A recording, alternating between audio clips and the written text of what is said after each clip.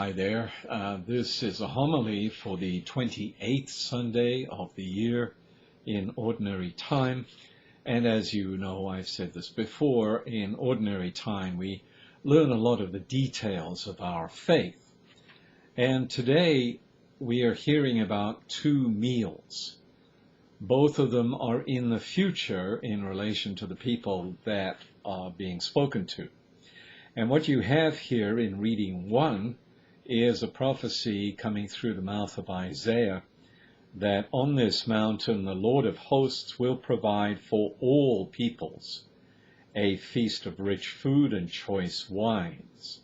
He will destroy death. He will wipe away tears from every face. The reproach of his people he will remove from the whole earth. And we will say, behold our God to whom we looked to save us. Here is a joyful celebration, first of all, of the magnanimity of God. God is so generous, and he's giving us this wonderful meal, choice foods, fine wines, but the real important thing is he's taking away death. He's taking away suffering. He is making his people whole again. And this is where the goodness of God just absolutely floods the life of these people who are hearing this prophecy. But notice it is for all peoples, and that too is part of our faith. That's future. Now, present. If we go to the responsorial psalm, I shall live in the house of the Lord all the days of my life. The Lord is my shepherd. I shall not want.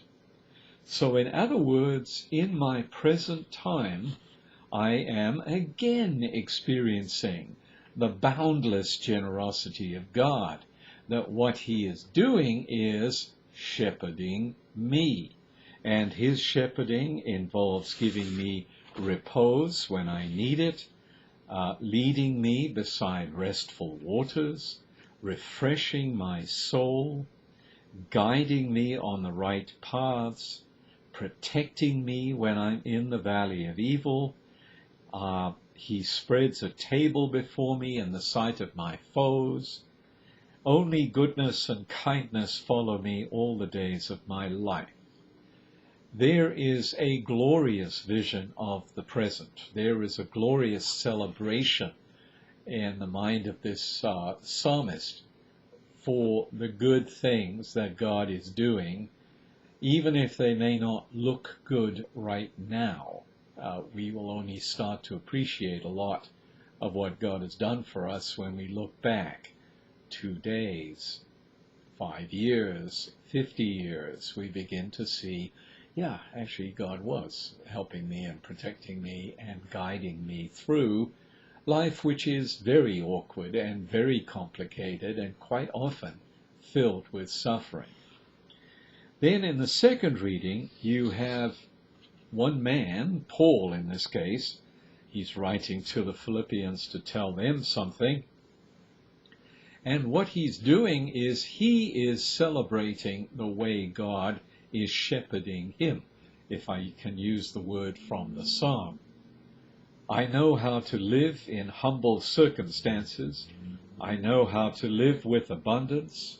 I have learned the secret of being well fed and going hungry. And in fact, Paul goes on to celebrate that this kind of challenging kind of life is normal for followers of God, and God is making these great changes: rich, poor, hungry, well-fed, in distress, not in distress. This is all part of the, if you like, the fabric of life with God and for God.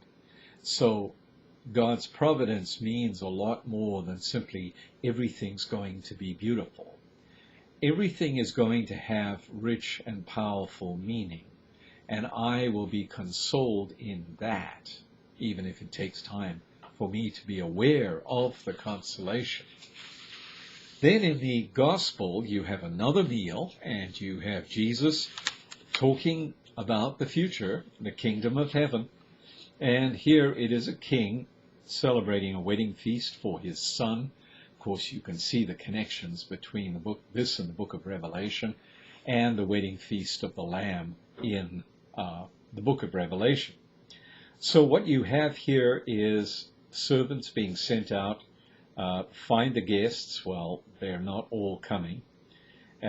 Find those that I have invited, and I will call them in. Some will ignore the invitation.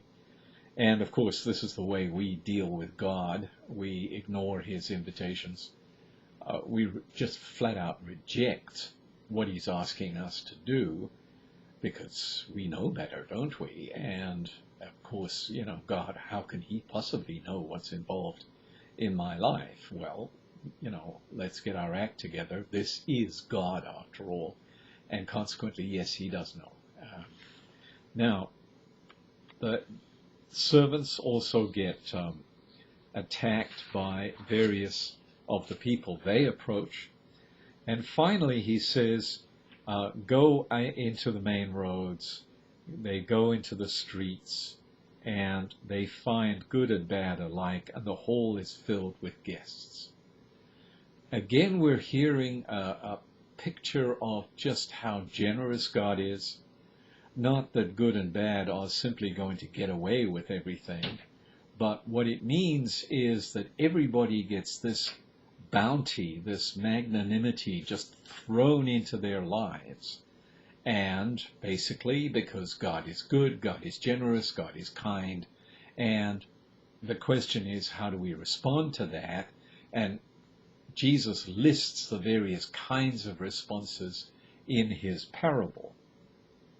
The final part of the parable is the person who is found without a wedding garment, and the king simply throws him out, bind him hand and foot, and cast him into the darkness. Many are invited, but few are chosen. And that's the punchline. That is the summary of all that has been happening. Many are invited, and we've been hearing about the invitation of God basically saying, look, I'm the good God, follow me, and I will pour goodness into your life, and I do anyway, so that you might learn what goodness is and come to me.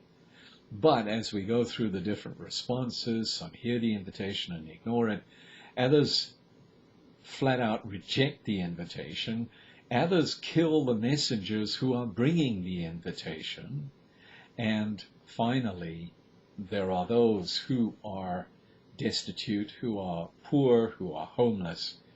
They have a certain openness sometimes to the sheer goodness of what God is doing, literally holding them together, keeping their lives together, even in the most deprived circumstances.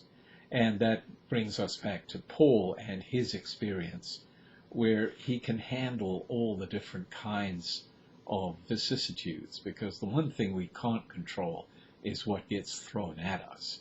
And the real thing is, can we handle all this basically comfortable in the goodness of God, so we can face hunger or deprivation or whatever?